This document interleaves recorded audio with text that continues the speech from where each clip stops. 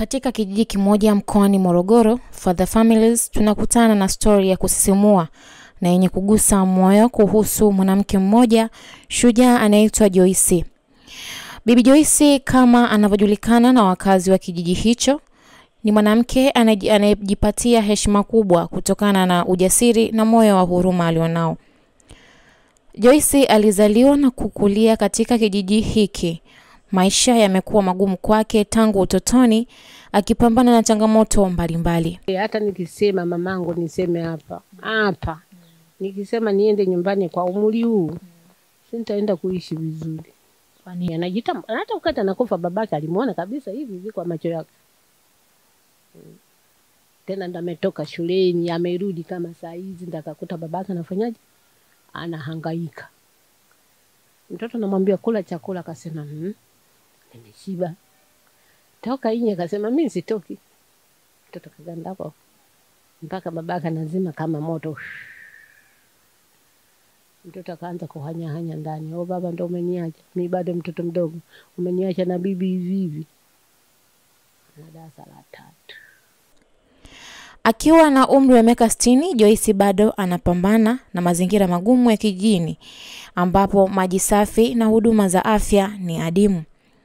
Hata hivyo, moyo wake wa uvumilivu na upendo kwa jamii umemfanya kuwa nguzo muhimu kwa kijiji chake. Mtazamaji wa For the Families Media, kama tulivyokueleza hapo awali, kwa leo hii tumekuja kukutana na Bibi Peter ambaye anapitia changamoto mbalimbali katika maisha yake, na hapa nipo naye ili aweze kutuelezea kidogo historia fupi ya maisha yake ili uweze kufahamu zaidi. Bibi Peter, shikamoo.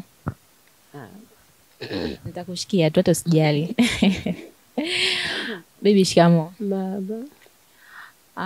Kama ulivyotueleza hapo awali, kwa kuna changamoto ambazo unazipitia na tunakusikiliza vyema kabisa, na mtazamaji anakutazama kupitia channel yetu ya For the Families Media, kwa sababu sisi tupo kwa lengo la kufuatilia katika jamii matatizo yanayokumba watu, na tungependa ujitambulishe kidogo, yani utoe historia fupi ya maisha yako ili mtazamaji anayekutazama apate kuelewa zaidi historia tu ya maisha yako ya nyuma ilikuwaje.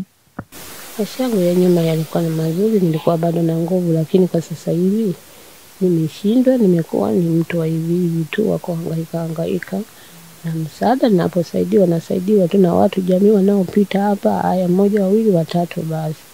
Lakini maisha niliyokuwa ninayo ni magumu. Tena magumu ya kutosha. Unaweza kutueleza maisha ni magumu kivipi, katika sekta ipi haswa? Maisha yangu ni magumu. Ni mambo ya chakula. Chakula ni shida. Shida yangu hiyo, na matatizo mengine kuumwa. Maana kwa sababu ninapoumwa hivi, dawa ndio wananisaidia, lakini sasa sioni wala ninyanyuke wala nifanye nini. Ndio hivyo tu, siku 2 3 umelala, siku ngapi uko mzima, siku 3 umelala. Ndio hivyo, ndo maisha yangu ndo ninavyoenda. Umesema kuwa unaumwa, na tungependa kufahamu kuwa ni kipi hasa kinachokusumbua, na umesema kuwa unasaidiwa dawa. Ni wakina nani hasa ambao wanakutazama kwa jicho la pili na kukupatia matibabu kama hayo? Mama huyo hapa jirani ambaye ni mjumbe. Ni mjumbe, lakini sio mjumbe, ni mlokole mama huyo. Na mama mmoja yule nyumba ile pale wanamuita nani, Mama Sadiki. Na mama mmoja kule wanamuita nani, Mama Warda.